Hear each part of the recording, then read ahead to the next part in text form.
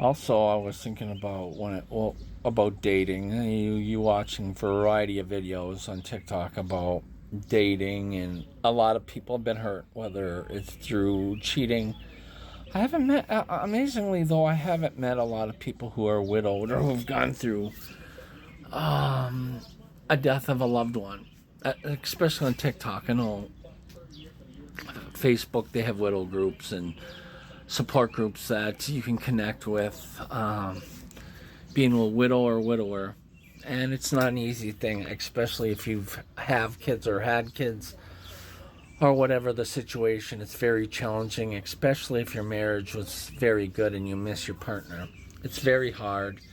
It's very challenging, even if you don't have kids. The loneliness, it's just tough. I was married 18 years, over 18 years actually, and we did everything together before and after the kids. And I missed the companionship. I missed doing things together. I mean, going on trips, going to ball games, going to sporting events, hockey games, going to church, things like that. I miss that so much about my wife and having a companion. And I gotta say, yes, I am looking for a companion. There's no doubt about it. I've made some very bad choices in trying to going too far and too fast, especially online, especially with a lot of people jumping on scammers in particular. You know, whether it's for money, gift cards, whatever, or photos. I mean, I'm looking for a godly woman, a Proverbs 31 woman. I want a woman that I can go to church with. Uh, I love my music. I'm a big music guy. I love power ballads, love ballads, good Christian rock, good Christian music in general. I love my sports. I love hockey. I mean, if you love hockey, you've won my heart over. But that is a necessity. I'm just kidding. But I love sports. I love my movies. I like going back to the time I was growing up in the 80s, 70s, and 80s in particular. I love doing so many things. I love to go to amusement parks. I love to go camping. I love doing. I have to work so much. I don't have a chance to do all these things by myself right now, but I miss all those things, miss being able to do all those things. And it's funny, I get, whether it's Facebook or Instagram or TikTok, the one thing I can't stand right now, eventually if I built a relationship with someone, yeah, I don't mind TikTok commenting. Then eventually I like to do video calling or Facebook messaging on video, Duo on our phones, whatever, FaceTime, whatever it would take to do visual communication. I think that's very important. And then eventually texting on the phone, then eventually, phone calling, this WhatsApp signal, all this stuff. I've done it. And I haven't had success. Everybody wants to do this, but they don't want to do phone calling. They don't want to TikTok. Even TikTok. They very easily, if you're really interested in someone, you can make a TikTok video and send it to them, and they have an idea of who they are. But when you have to hide behind WhatsApp, Signal, so many other apps, and you don't want to talk either on the phone or do video chats, that's a deep warning sign. If you really want to get to know someone, you really want to get to know them. You're gonna want to see them, and you'd want to see what they're like too. And I've just decided. I've had a lot of people tell me, "Well, I only do WhatsApp. I only do Signal, and I do that." You can chat with me on TikTok, and that's fine. I don't do apps. If you're real and you're sincere, you got nothing to hide, and there should be no reason. But if you really want to get to know a person, like in a serious relationship, I only do TikTok. I only do Facebook Messenger, Instagram, and I will talk on the phone. I will do video chats on the phone. I'm real, and if I were to get serious with someone, that's the way I'd want to do it. I'm not going to hide myself. I am who I am. But if you want to hide behind WhatsApp, and Signal and all so many different apps. I'm not interested. I'm really not interested, even as a friend.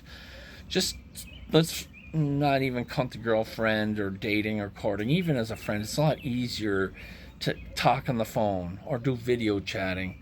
That would be great. That's what I'm looking for. In Facebook, it's so simple. You can do video chatting on Facebook Messenger. I just not into the other apps. I've done it. I've done all of them, and the majority of the scams have come through Google Chat, have come through WhatsApp, have come through Signal, and it's tiresome because you know the person is trying to hide or cover up something. You know it is. When someone refuses after a few chats to want to text you or video chat, well, even on, like I said, you could make a video on TikTok and you could send it to them. I mean, it isn't that hard. Or they can see you on TikTok or whatever it is. That's how I'm looking at things. I look at your profile, I look at what you believe in, and I get so many chats, but they're sending me photos I don't necessarily appreciate.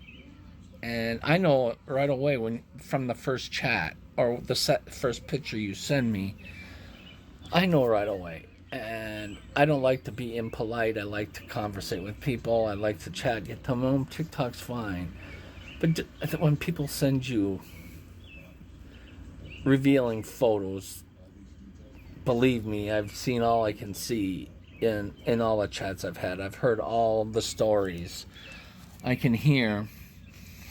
You know, when you've talking about for over 2+ years, you've chatted or had conversations at one point or another, 700-800 women, and only maybe 4 or 5 you've had really good conversations with, and nothing out of the ordinary has been brought up. What does that tell you? What does that tell you? I mean, even dating apps. I tried dating apps, and same thing, no luck. Anybody can be anybody who they want to be on a dating app or hide behind WhatsApp or Signal or whatever. But I've seen people on TikTok that I've been very interested. I haven't approached. That I can see their personalities. I can see their profiles. And I can tell that they're... In a case of a woman, I can tell that they're sincere and who they really are. They're not necessarily out there for super attention or to draw a man in.